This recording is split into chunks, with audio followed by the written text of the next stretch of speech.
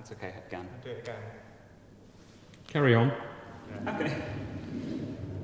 So my name is Birch, my pronouns are he, him, and I'm a dance artist and a choreographer, and for the past week I've been working with... I'm Julian Nichols, my pronouns are he, him, and I am a dance artist and choreographer. So we have been working together for the past week, and why don't you tell me how it's been for you for the past week and what your experience has been like? Yeah. So I remember just yesterday, we got to the end of the day and we suddenly realised that we'd made the whole thing. Mm-hmm. So the week's been really kind of quick and decisive and kind of easy. Right.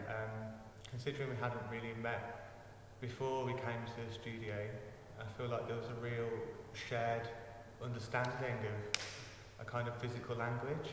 Mm. And I think you've been so quick at kind of picking things up and remembering things that's enabled me to just kind of, just be really decisive and just lay things down. Mm. So the week's been a kind of easy joy. Great. Really. Yeah. What would you say was your main inspiration for this work? So I think I started with kind of following on from a solo that I made on myself a couple of years ago. It was called Likeness, and it was really the beginnings of my explorations of how to try to weave language and movement together, and how to try to treat language as a choreographic material. So I feel like this piece is kind of the little brother of that piece.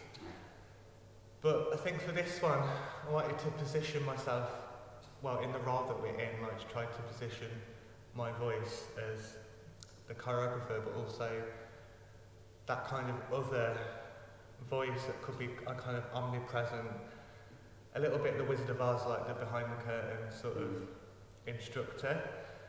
And I knew that I always like to have a bit of humour, and I don't like to take things too seriously, be a bit irreverent, but also at moments I like to undercut that with a bit of humour and a bit of something poetic or something kind of beautiful and meaningful. So I knew that those ingredients were going to be present. Just one last question is, because again, over the past week we've worked with a lot of text and words, and you were kind of exploring the words that didn't really have a particular meaning or didn't have, you can use it in a variety of situations like kerfuffle or thing or that. Yeah. And would you say you've been kind of having that in the back, those words in the back of your mind as like an inspiration for a work recently, or has that always been something that has been in the back of your mind? Or yeah, I think the particular idea for this piece is, again, I do like to kind of undercut the seriousness of stuff, or maybe it's kind of about belittling my own self-importance or something. Right. That I think these words that are meaningless yet so elaborate, like gobbledygook and whatchamacallit, and they're really kind of tongue-twisty, elaborate words, but they're just nothing. They don't really mean anything. Right. And for me, that kind of juxtaposition is so delicious and interesting, and that really kind of tickles my fancy. Yeah. The constant thing with a lot of contemporary performance, like when I invite my parents to come watch a show. Yeah. They never know what it's supposed to be about, or if it's about anything, or somehow audiences that aren't used to contemporary dance feel like they're missing out on a meaning, they're not in on the in-joke or something. So to pull the rug out from underneath it is it doesn't mean anything. You kind of sit and watch it, and I'd invite you to load your meaning into it. And I think actually, even though we are working with nonsense words, and the whole section where we just describe movement as this and that and this and that, I think it's actually really poetic and quite beautiful. And I think when people do watch it, I think people might respond and just think it's funny and silly and nonsense, and that is more than enough for me. I'm perfectly happy if that's people's response.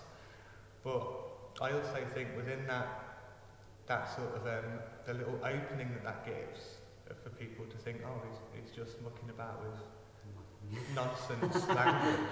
That gives them a little opening to sort of cast off any doubt of like, oh God, what's this about? And hopefully will allow people to just slip into a different state of seeing it, so they can put their own associations or their own readings or their own, just follow the journey of what the piece is. Not that we're guiding the journey, but they can shift between the different states without having to worry about like, am I getting this high art concept or this like super conceptual that you need to read like an essay to understand. Right. Yeah. Great.